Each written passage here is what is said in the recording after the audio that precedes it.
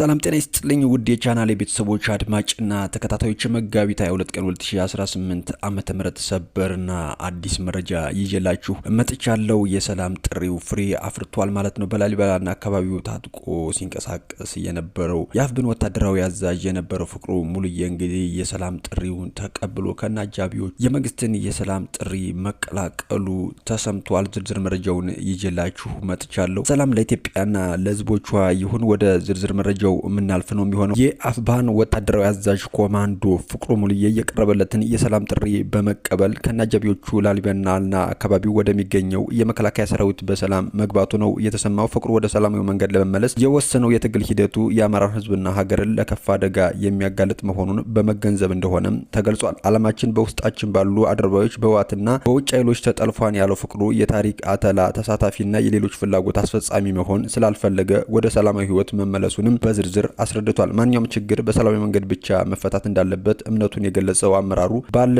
ባልሰከነ ግንዛቤ ተገፍቶ ህዝብንና ሀገርን መመደሉ ከፍተኛ ጸጸት እንደፈጠረበትም ተናግሯል። ካለፈው ስህተቱ ተምሮ ህዝቡንና ሀገሩን ለመካስ መዘጋጀቱን ያረጋገጠው ፍቅሩ ሙሉዬ በአሁኑ ወቅት በጫካ የሚገኙ ሌሎች አባላትም የመንግስትን የሰላም ጥሪ ተቀብለው ወደ ሰላማዊ ህይወት እንዲመለሱ ጥሪ ማቅረቡን ከሀገር መከላከያ ሰራዊት ማህበራዊ ትስስር ገጽ ያገኘነው መረጃ ያመላክታል። የእርስ በርስ መጠፋፋትን በውይይት መፍታት ትክክለኛ አማራጭ መሆኑን የተናገረው በሰሜን ወሎ ዞን ላሊበላና አካባቢው ታጥቆ ሲንቀሳቀስ የነበረው ፍቅሩ ሙሉዬ የሰላምን አማራጭ ከተቀበለ በኋላ እንደሆነም ታውቋል። በታጣቂ ቡድኑ ውስጥ እስከ ኮር አዛዥ ድረስ የደረሰው ፍቅሩ ሙሉዬ የሰላምን አማራጭ ተቀብሎ መግባቱ ለላሊበላና አካባቢው ሰላም መረጋገጥ ከፍተኛ አስተዋጽኦ እንዳለውም ተገልጿል። የላሊበላ ከተማ አስተዳደር ተቀዳሚ ምክትል ከንቲባ መሳይ ወዳጄ የፍቅሩ ሙሉዬና የጓደኞቹ የሰላምን አማራጭ መቀበል የአካባቢውን ማህበረሰብ ከሰላም እጦት ማውጣት ነው ብሏል። ችግሮችን በውይይት መፍታት እንደሚቻል የሚያሳይ እንደሆነም ተገልጿል። ላሊበላና አካባቢው የቱሪዝም መዳረሻ ነው ያሉት ተቀዳሚ ምክትል ከንቲባው ቱሪዝም ሰላምን ይፈልጋል፣ የጥይት ድምጽ አይፈልግም። የፍቅሩ የሰላም አማራጭን መቀበል ለቱሪዝም እንቅስቃሴውም ትልቅ አስተዋጽኦ ይኖረዋል ነው ያሉት። በአካባቢው በጫካ ሲንቀሳቀሱ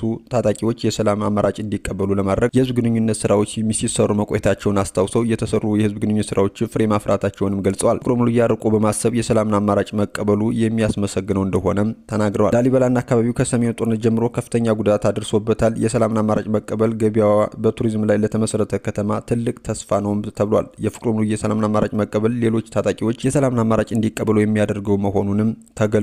ሌሎች ታጣቂዎችም የሰላምን አማራጭ እንዲቀበሉ ይሰራል ነው የተባለው። የላስታ ወረዳ ምክትል አስተዳዳሪ አቶ አዳነ ካሴ በጫካ የሚንቀሳቀሱ ታጣቂዎች በማህበረሰቡ ላይ ዘርፈ ብዙ ጉዳት አድርሰዋል፣ ማህበረሰቡን በከፍተኛ መሬት ውስጥ ቆይቷል ነው ያሉት። ታጣቂዎቹ ተማሪዎች ከትምህርት ገበታ እንዲርቁ ማህበረሰቡ ተረጋግቶ እንዳይኖር ሲያደርጉ መቆየታቸውን የተናገሩት ምክትሉ አስተዳዳሪው የፍቅሩ የሰላምን አማራጭ መቀበል ለአካባቢው ረፍትም ከፍተኛ አስተዋጽኦ እንዳለው ተናግረዋል።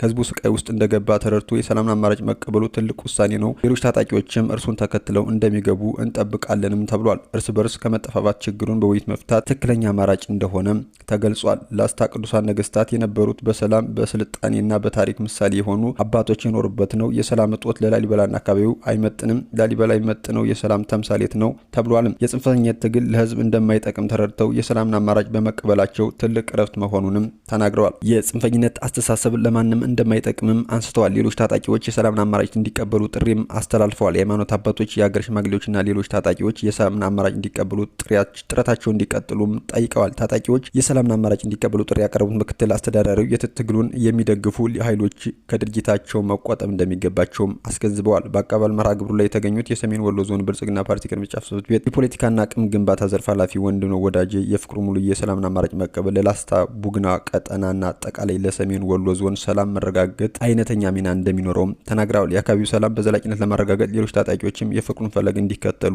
ጥሪያቸውን አቅርበዋል። በየአካባቢው ከሚንቀሳቀሱ ታጣቂዎች ጋር የሚደረጉ ውይይቶች ተጠናክረው እንደሚቀጥሉም ተናግረዋል። የሰላም አማራጭ ቅድሚያ የሚሰጡ ጉዳይ መሆኑንም ገልጸው የሰላም አማራጭ የተቀበሉ ታጣቂዎች ምስጋና ይገባቸዋል ያሉት ኃላፊው ሌሎችም የሰላምን አማራጭ መቀበል ለህዝባቸው እረፍት መስጠት አለባቸው ሲሉ መልእክታቸውን አስተላልፈዋል። ውድ የቻናሌ ቤተሰቦች አድማጭና ተከታታዮች ለሰዓቱ ይዤላችሁ የመጣው አዲስ መረጃ ይመስላል። በሌሎች አዳዲስ መረጃዎች መለሳለሁ። ላይክ እና ሼር እንዲሁም ሰብስክራይብ ያደርጋችሁ ቤተሰብ እንድትሆኑ ስል በአክብሮት ጠይቃለሁ። እስከዚያው ግን መልካም ጊዜ